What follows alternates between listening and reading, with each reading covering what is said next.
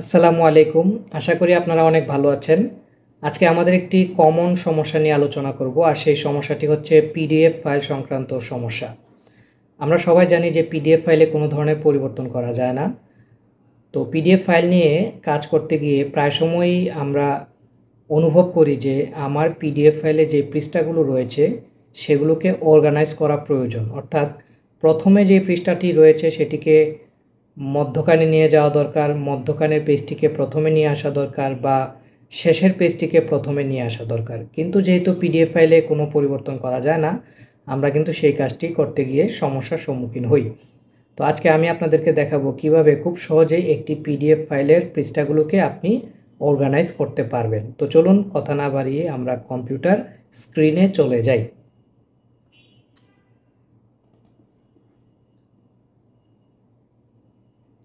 আশা করি আপনারা আমার কম্পিউটার স্ক্রিন দেখতে পাচ্ছেন। এখানে দেখতে পাচ্ছেন যে গুগল ক্রোম নামে একটি ব্রাউজার রয়েছে। আপনারা গুগল ক্রোম ব্রাউজার ব্যবহার করতে পারেন অথবা অন্য ব্রাউজার ব্যবহার করতে পারেন। তো আমি গুগল ক্রোম ব্রাউজারটি ওপেন করছি।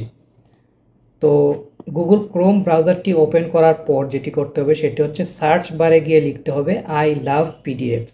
তো আমি লিখছি ILOVE লাভ পিডিএফ। তো আমি যেভাবে লিখলাম আপনারা ঠিক এইভাবে লিখে সার্চ করবেন। সার্চ করার পর দেখেন সর্বপ্রথম যে ওয়েবসাইটটি দেখাচ্ছে, এই যে লোগোটি দেখতে পাচ্ছেন আর যে লেখাটি I love PDF online PDF tools for PDF lover, এই সাইটটিতে প্রবেশ করতে হবে। তো আমি এই সাইটটিতে ডাবল ক্লিক করলাম। দেখেন সাইটটিতে আমি প্রবেশ করলাম। এই সাইটটিতে প্রবেশ করার পর অনেক অপশন এখানে দেখাচ্ছে। তো এই প্রত্যেকটা অপশন দিয়ে বিভিন্ন ধরনের কাজ করা যায় এবং প্রতিটি কাজই পিডিএফ সংক্রান্ত কাজ। তো আমরা যে কাজটি করব সেটি হচ্ছে পিডিএফ ফাইলকে আমরা রিঅর্গানাইজ করব, অর্থাৎ সাজাবো। তো আমরা দেখি অর্গানাইজ নামে কোনো অপশন আছে কিনা। একটু নিচের দিকে আসলেই দেখতে পাবেন অর্গানাইজ পিডিএফ নামে একটা অপশন রয়েছে, আপনারা দেখতে পাচ্ছেন। এই অপশনটিতে ক্লিক করবেন। ক্লিক করার পর এখন বলছে সিলেক্ট পিডিএফ ফাইল, অর্থাৎ আমি যেই পিডিএফ ফাইলটিকে অর্গানাইজ করতে চাচ্ছি সেই পিডিএফ ফাইলটি সিলেক্ট করতে বলছে। তো আমি এখানে সিলেক্ট পিডিএফ ফাইলে ক্লিক করলাম। ক্লিক করার পর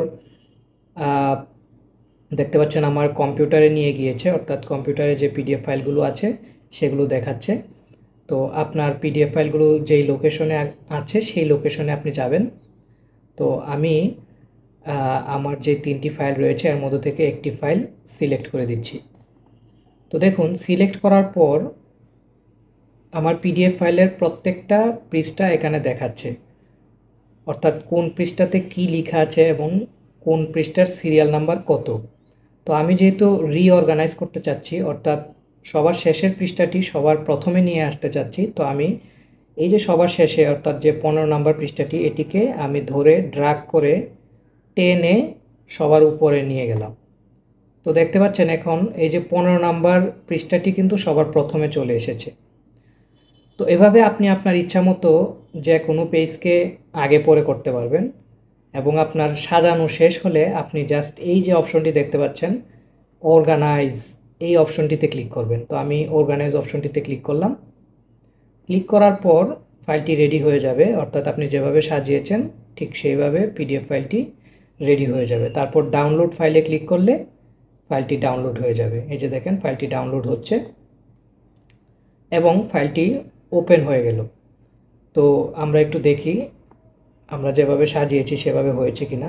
এই যে দেখেন 15 নাম্বার পৃষ্ঠাটা খালি ছিল, তো 15 নাম্বার পৃষ্ঠাটা কিন্তু সবার আগে চলে এসেছে এবং এরপরে বাকি পৃষ্ঠাগুলো যেভাবে ছিল সেভাবেই রয়েছে, কারণ আমি শুধু একটা পরিবর্তনই করেছিলাম, সবার শেষের পেজটা সবার উপরে নিয়ে এসেছিলাম, অর্থাৎ প্রথমে নিয়ে এসেছিলাম। তো দেখতে পাচ্ছেন কিভাবে পিডিএফ ফাইল খুব সহজেই রিঅর্গানাইজ করা সম্ভব।